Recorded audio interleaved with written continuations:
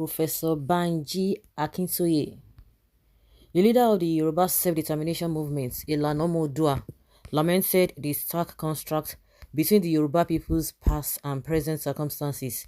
He noted that once the Yoruba took pride in the fact that none of their kin would beg on the streets. However, today, hundreds of thousands of Yoruba individuals are forced to do so in the cities.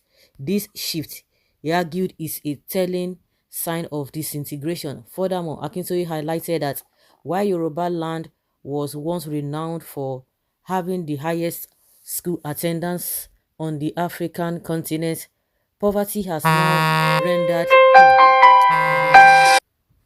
Wow, this is the real truth that this man is really saying. Yeah, yes, he highlighted that Yoruba land was once renowned for having the highest school attendance on the African continent. Poverty has now rendered many families unable to send their children to school, resulting in an alarming exponential increase in and out of school children in the region. According to what Banji Akinsoye said in an interview with Punch News, we the Yoruba used to brag that no Yoruba man would beg on the streets. Now, hundreds of thousands of Yoruba beg on the streets of our cities.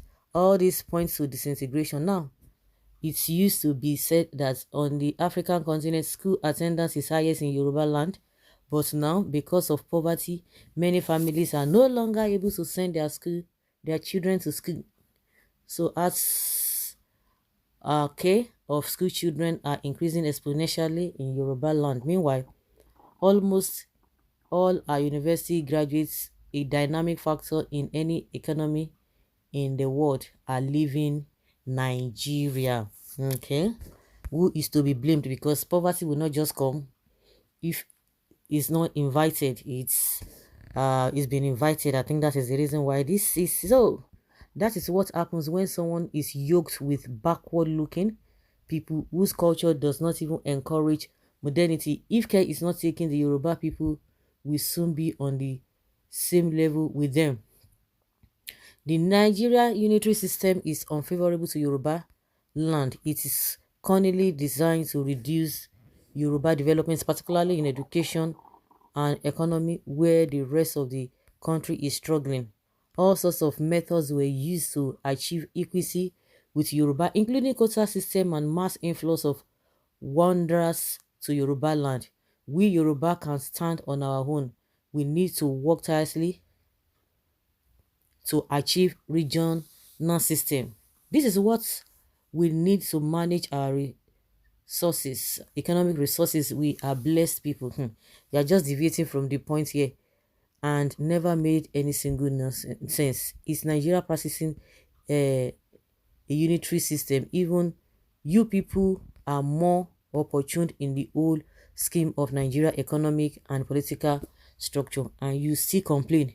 You people and the North have been ruling Nigeria for decades, and you still complain. I remember one journalist used to say that if people are complaining about marginalization, it is not supposed to be from the Yoruba because they have been benefiting. They are the ones, we are the one ruling. They always brag about that. But I always say, you know how to play politics, you have to play politics. So somebody is a strategist. Strategist that is smarting people in an evil way at the detriment of of millions of people, and they will be hating, hey, he knows how to play game.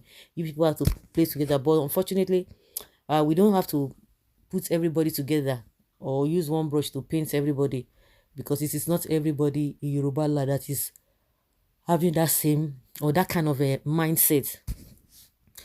Yeah, I could remember one man even from the southeast. I think there's sometime last week or last month, late last month, saying that oh, nothing, that he never prays for Biafra nation to come to reality, that he does not want it, that nobody should listen to all those people crying for Biafra and Biafra nation.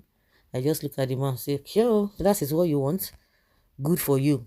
So when people are saying they are being marginalized, oh, Yoruba people are not supposed to be saying that. This is not about government or restructuring. I am a die-hard supporter of restructuring, but majority of our problems are caused by we Yorubas and our political class.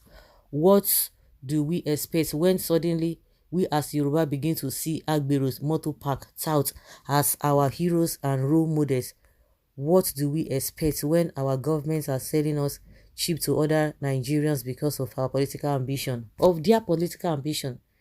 It beats my imagination when someone like Gani Adams becomes the spokesman of the Yorubas.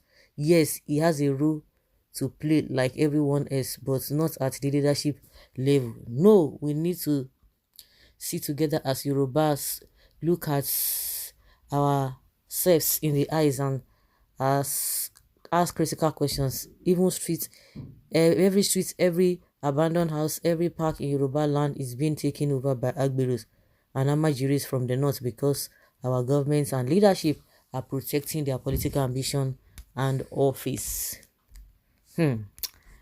Okay. Professor Banjaki said most of your demented and tribalistic Yoruba brothers will see any truth in what you are saying or will not see. They choose to align themselves with people who see Western education haram, people who train their children to be professional beggars from tender age. We are not surprised. Yeah, they align with them. Oh, you know, I think everybody understands what the professor is saying. That is why ritual practices plenty for Yoruba land. I beg, that is not true. There's ritual all over the place because we wasted almost most of our money on unnecessary things like parties, cars. We don't need houses that would not bring back money. So guys, leave your comment down there below and let us have your take.